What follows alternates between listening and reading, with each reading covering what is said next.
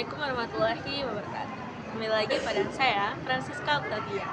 Yang mana pada kesempatan ini, saya, Francisca Octavia, dengan nomor induk mahasiswa 22125419 dari mata kuliah Pendidikan Kewarganegaraan dengan dosen pengampu Ibu Huma Madri Doni Koling, Magister Pendidikan. Nah, pada kesempatan kali ini, saya diberi tugas sebuah proyek tugas akhir, yang mana tugas proyek ini bertemakan dengan ketaatan hukum. Ketaatan hukum yang saya ambil yaitu ketaatan beraturan dalam berpakaian di Fakultas Ilmu Pendidikan, terkhususnya di pendidikan guru sekolah dasar. Seperti kita tahu nih, di pendidikan guru sekolah dasar, para siswa atau mahasiswanya itu dituntut untuk memakai pakaian yang rapi dan sopan. Terkhusus untuk perempuan, yaitu memakai kerudung yang menutup bagian dada, memakai baju yang sopan seperti kemeja, tunik ataupun gamis, dan memakai rok. Tidak diperkenankan memakai celana. Dan untuk terkhusus cowoknya, yaitu pakaian yang rapi, tidak boleh memakai kaos oblong, memakai celana dasar, dan memakai sepatu tentunya. Baik, tugas saya di sini yaitu untuk mencari para mahasiswa dan mahasiswi yang kedapatan masih melanggar peraturan tersebut. Bagaimana kelanjutannya? Yuk, simak video.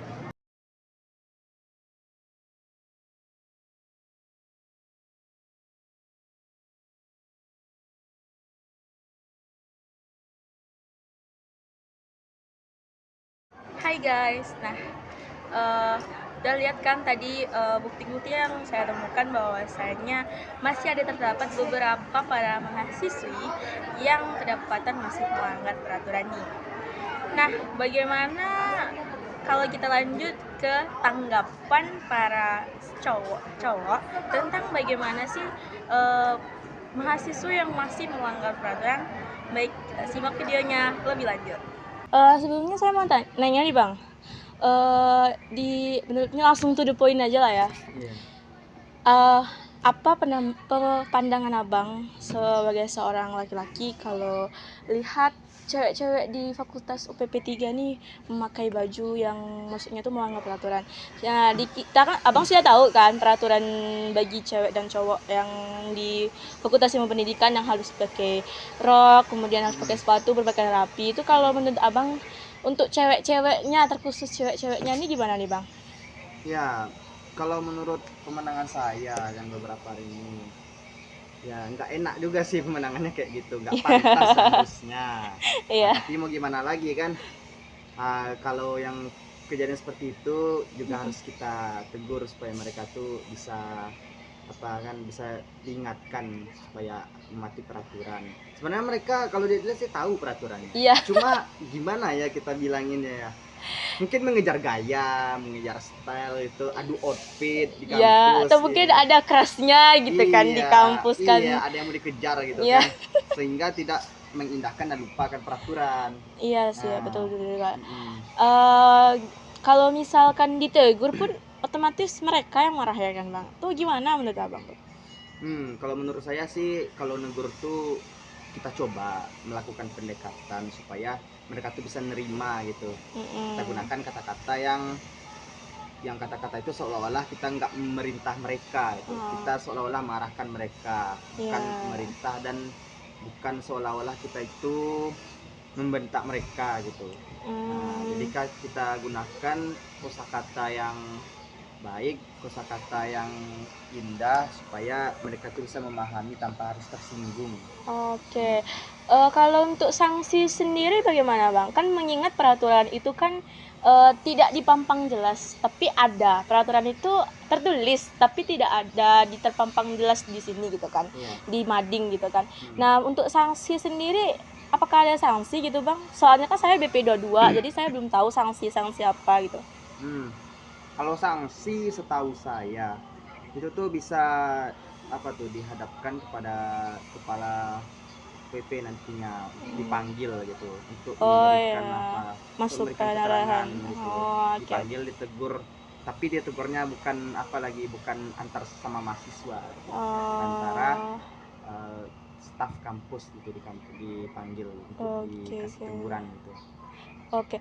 Untuk maksudnya tuh kan dengan adanya pelanggaran ini kan sudah terlihat berarti kan kurangnya perhatian dari UPP. Nah, masukan yang Abang kasih untuk UPP 3 ini bagaimana gitu?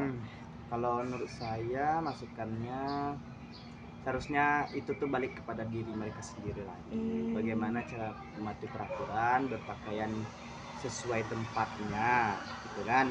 Satu lagi, dan juga untuk terutama semua warga di kampus ini gitu, agar saling mengingatkan soal berpakaian, baik itu mahasiswa maupun semua staf kan, mengingatkan mahasiswa itu agar berpakaian sesuai dengan yang telah ditetapkan, aturan yang telah ditetapkan, jangan mengejar gaya. Kita kan tujuannya ke kampus itu cari ilmu kan, belajar, bukan untuk adu gaya, bukan untuk fashion show.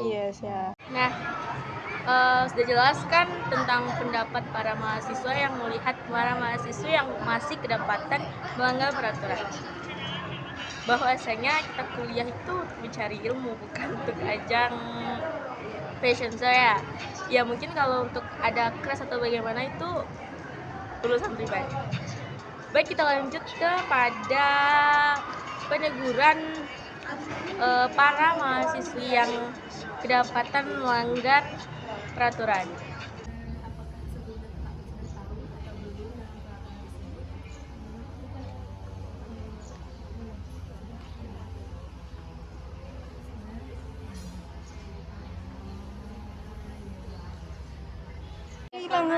Baik, itu merupakan dari prosesi peneguran dari orang yang melakukan pelanggaran.